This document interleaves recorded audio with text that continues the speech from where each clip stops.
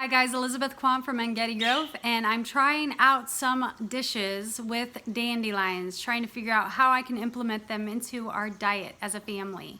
So, I'm trying out pizza. Will I ruin my pizza if I put dandelions on it? At this point, I really don't care.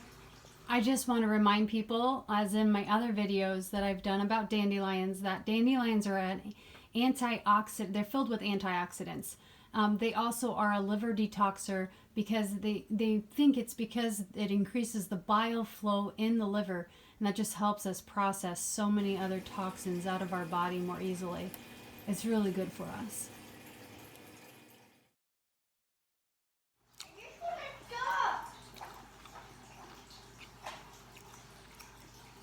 Come here, take a bite.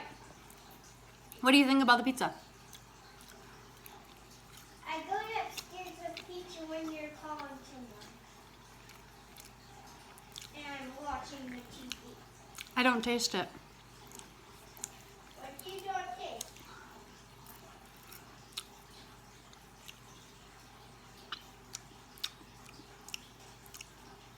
What do you not taste? Maybe a tiny bitter. Just a little bit. Not bad. Because it just tasted like that. I'd do it again. What do you think about the pizza, Darian?